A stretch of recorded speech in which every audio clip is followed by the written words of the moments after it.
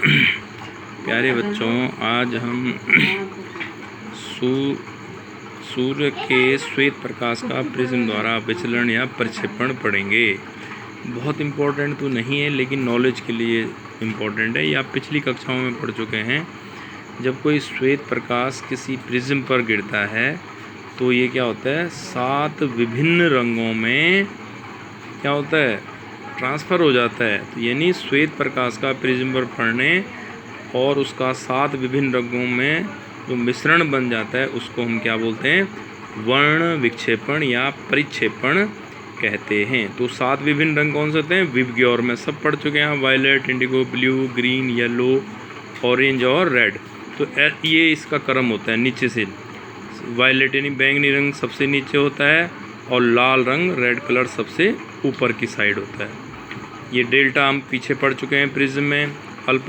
विचलन कोण होता है, तो ये ऊपर वाला कोण डेल्टा आर हो गया, यानी लाल रंग का विचलन कोण, और ये हो गया आपका बैंगनी डेल्टा वी, बैंगनी रंग का विचलन कोण। तो ये विचलन कोण बैंगनी रंग के लिए सबसे अधिक होता है और कांच का अपवर्तनांक भी, और लाल रंग के लिए विचलन कोण क्या होगा, छोटा। ये सब यहाँ पे लिखा हुआ है। कांच का अपवर्तनांक तथा विचलन कोण बैंगनी रंग के लिए सबसे अधिक और लाल रंग के लिए ये सबसे कम होता है। और इन दोनों का अंतर किस किस का, ये डेल्टा वी और डेल्टा आर का जो डिफरेंस है, ये बीच का एंगल, ये हो गया ये थीटा, ये कोणीय परिक्षेपण कहलाता है। तो थीटा से इसको लिखते हैं। प्रकाश का प्रकीर्णन, ये नॉलेज के लिए इम्पोर्टेंट परिघटना है प्रकाश की। प्रकाश का प्रकीर्णन आप पिछली कक्षाओं में भी पढ़ चुके हैं। क्या होता है, जब प्रकाश किसी ऐसे माध्यम से गुजरता है जिसमें अति सूक्ष्म आकार के कण, तो अति सूक्ष्म आकार के कण क्या हो सकते हैं, धुआं, धूल के कण आदि। तो प्रकाश का कुछ भाग इन कणों से टकराकर सभी दिशाओं में फैल जाता है। इस घटना को ही प्रकाश का प्रकीर्णन कहते हैं। बहुत साधारण है। दृश्य प्रकाश में लाल रंग का प्रकीर्णन सबसे कम और बैंगनी रंग का सबसे अधिक, यानी जो लाल से मैंने लिखा है ये इम्पोर्टेंट चीज़ है आपको।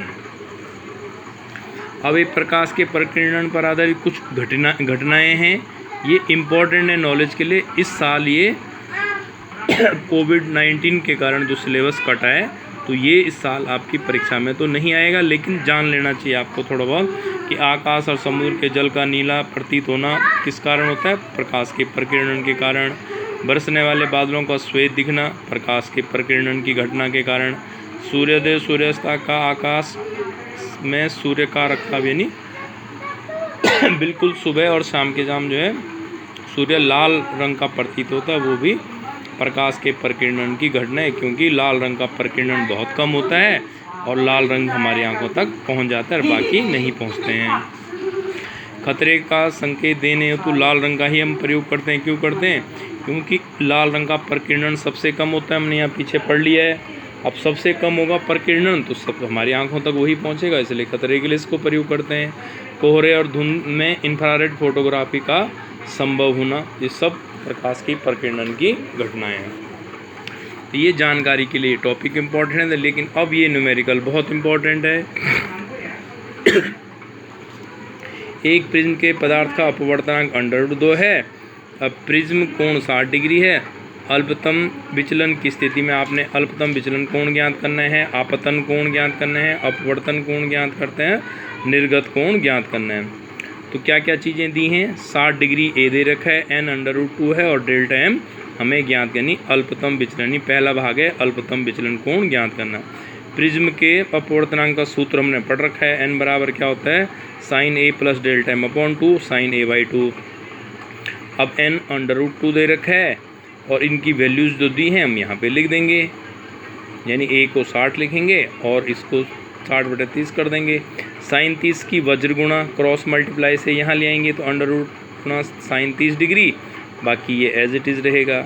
sin 30 डिग्री का मान कितना होता है, 1/2 होता है। ट्रिग्नोमेट्रिक टेबल से हम लिख सकते हैं, आप चाहें तो यहाँ पे लिख सकते हैं, क्योंकि sin 30 डिग्री बराबर 1/2 यहाँ पे आप लिख सकते हैं।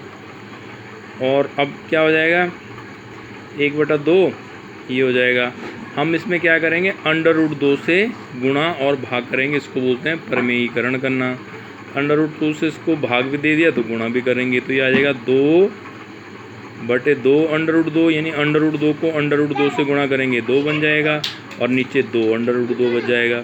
1 2 से 2 कैंसिल, तो ये कितना बचेगा, 1/√2 और साइन 60 प्लस डेल्टा m/2, ये एज इट इज़ चलता रहेगा। अब हमने जानते हैं कि साइन 45 डिग्री का मान कितना होता है, 1/√2 होता है। तो मैं 1/√2 की जगह क्या लिख सकता हूँ, साइन 45 डिग्री लिख सकता हूँ। अब यहाँ पे साइन से ये साइन कैंसिल हो जाएगा, क्या बचेगा, 45 बराबर 60 प्लस डेल्टा m/2, 2 से यहाँ वज्र गुणा कर देंगे, तो 2 गुणा 45 बराबर ये आ जाएगा, 45 दूनी 90 हो गया, और डेल्टा m यहाँ से क्या आएगा, 90 - 60 बराबर 30, यानी अल्पतम विचलन कोण, यानी पहला पार्ट का आंसर कितना आएगा, 30 डिग्री। फिर हम फॉर्मूले से भी जानते हैं, ये होता है हमारा साइन आई होता है, ये आई का मान होता है, देखो sine i upon sine r होता है स्नेल के लिए, लेकिन आई का मान क्या है, a प्लस डेल्टा m/2, तो ये आ जाएगा आई बराबर a प्लस डेल्टा m/2 हो गया। आई का a की जगह 60 है, डेल्टा में भी 30 आया, 90/2 45 डिग्री, यानी दूसरा पार्ट था आपतन कोण 45 डिग्री। अपवर्तन कोण क्या होता है, साइन आर क्या होता है, आर क्या होता है, देखो ये फॉर्मूला है, ये ना sine i upon sine r, r का मतलब a/2, तो आर कितना आ गया इसमें, a/2 आ गया, यानी 60/2 30 डिग्री आ गया। अब हम अल्पतम विचलन की कंडीशनें कल बताई थी कि आपतन कोण और निर्गत कोण क्या होते हैं, बराबर होते हैं, तो आपतन निर्गत कोण भी कितना हो जाएगा, 45 डिग्री। ऐसा ही एक और आंकिक प्रश्न है, इसको आप पढ़ेंगे तो साधारण वही आई के फॉर्मूले में इसको लगा देंगे, तो आई बराबर ये होता है, अभी ऊपर बता दिया था, आपतन कोण सेम फॉर्मूले में रखेंगे 45 डिग्री आ जाएगा। तो आज आप इतना ही करेंगे, थैंक यू।